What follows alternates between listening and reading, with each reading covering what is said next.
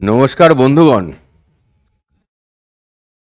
আমাকে বলা হয়েছে একটি স্ট্র্যাটেজি দিতে, তোমাদের একটা প্ল্যানিং দিতে, যে নিটের জন্য কি রকম প্ল্যানিং, না হার্ড স্টাডি করবে না স্মার্ট স্টাডি করবে নিট পেতে গেলে। ভাই, ডাক্তার হওয়া সহজ কথা নয়, এটা একটা বড় সাধনা। তো সহজ তো নয়, তো হার্ড তোমাকে করতেই হবে। যদি কোশ্চেন সহজ হয় সবাইকার জন্য সহজ, যদি কোশ্চেন টাফ হয় তাহলেও সবাইকার জন্যই টাফ। তবুও যাদের নার্ভ স্ট্রেংথ বেটার তাদের জন্য যেন কোশ্চেন যদি টাফ হয় তাহলে তারা বেটার র্যাঙ্ক করে বেরিয়ে যায়, এরকম ঘটনাটা ঘটে। এবার বিষয়টা হচ্ছে এই যে স্মার্ট স্টাডি, তোরা তো সবাই স্মার্ট, ভেরি স্মার্ট, বাট কোনো ক্লাসে কোয়েশ্চেন দিলে সেটাকে কি করে এআই কে কাজে লাগিয়ে তাড়াতাড়ি অ্যান্সার দিবি, সেই ব্যাপারে কিন্তু স্মার্ট হওয়ার কথা এখানে বলছে না। তোমাকে নিজের ওপর নিজেকে স্মার্ট থাকতে হবে, যে কোন কোশ্চেনটা পেলে আমি কিভাবে ট্যাকেল করব। তোমার প্ল্যানিংটা স্মার্ট হতে হবে। এই স্মার্ট যেটা, এইটা তোমার প্ল্যানিংটাকে স্মার্ট হতে হবে, ঠিক আছে? স্মার্ট প্ল্যানিং এর সাথে হার্ড ওয়ার্ক করতে হবে, এত সোজা নয়। অনেকেই প্রশ্ন করে, স্যার কত ঘন্টা পড়তে হবে?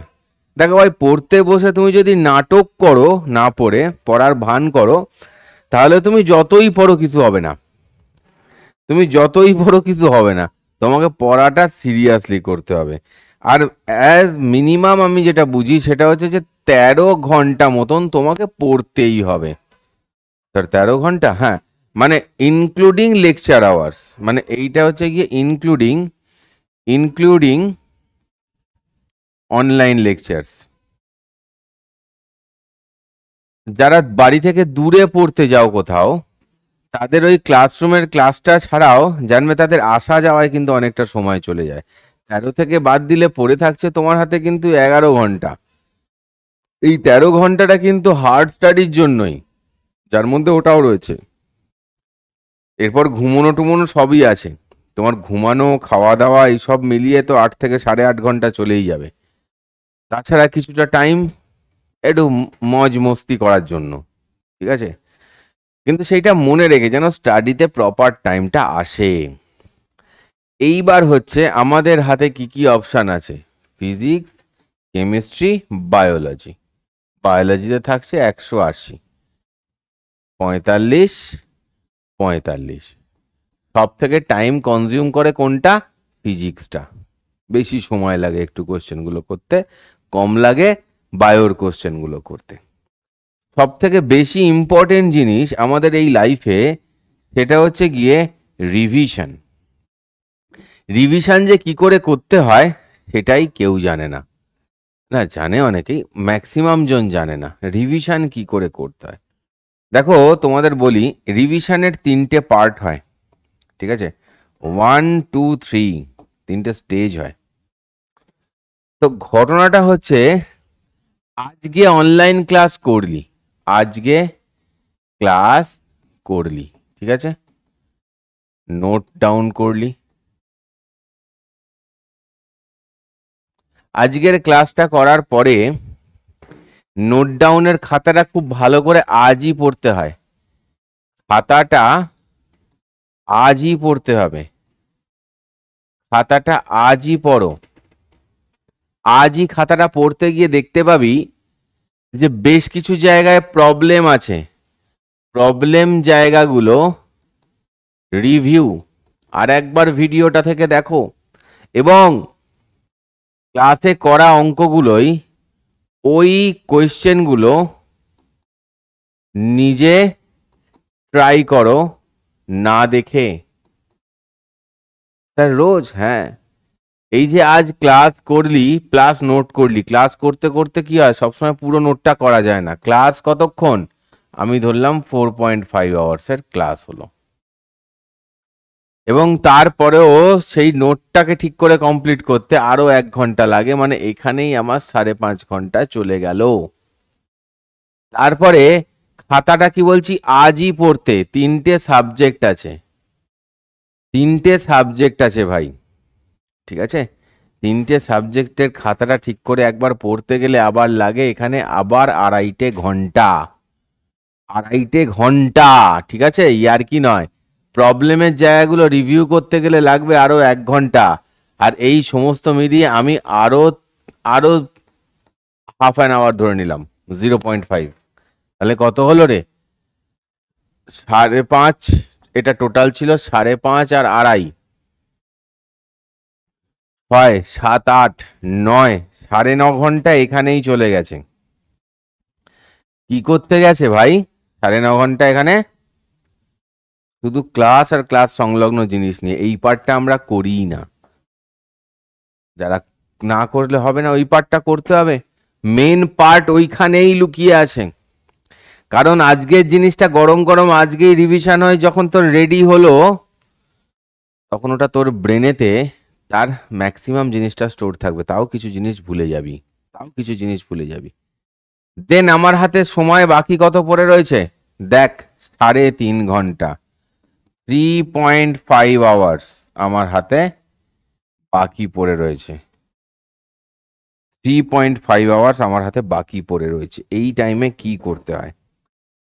আমরা ডিপিপিতে তোদেরকে বেশি কোয়েশ্চেন দিই না, বেশি কোয়েশ্চেন দিই না, ঠিক আছে।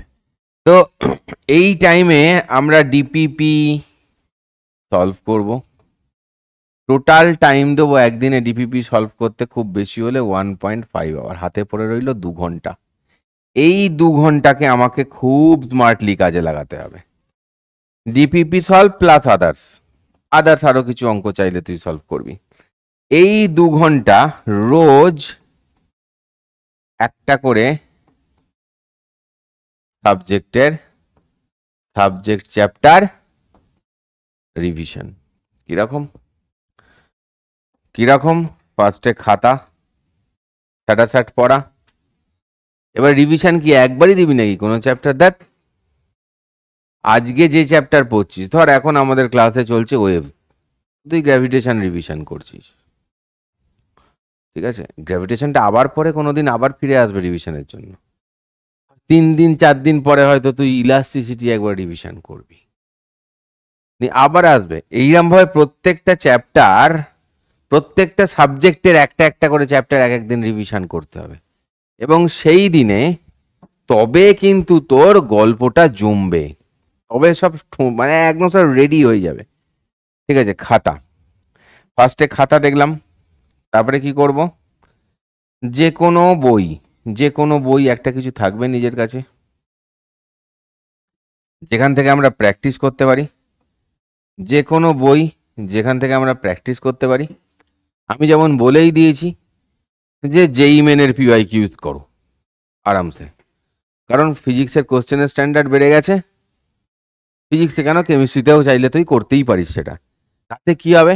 তোর ভালোই হবে, তোর ক্ষতি হবে না, তোর ভালোই হবে।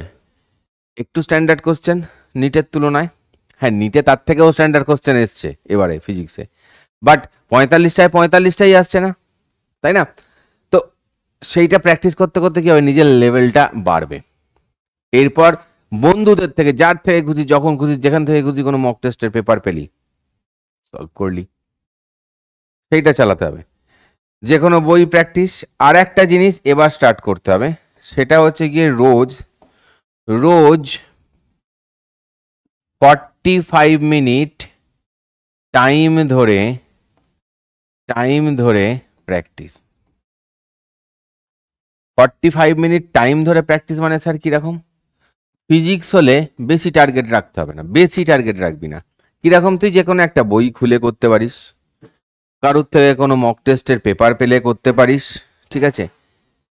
ইনিশিয়াল শুরুটা নিটের PYQ দিয়েও করতে পারিস, ঠিক আছে। কিন্তু PYQর কোশ্চেনগুলো একটু বেশি চেনা জানা হয়ে যায়, একবার সলভ করা হয়ে যায়। তাই তোরা যে কোনো একটা বই কিছু একটা কিনলি, প্রয়োজনে আমি তোদের প্রয়োজন থাকলে একটা দুটো বই আমি বলবো না হয়।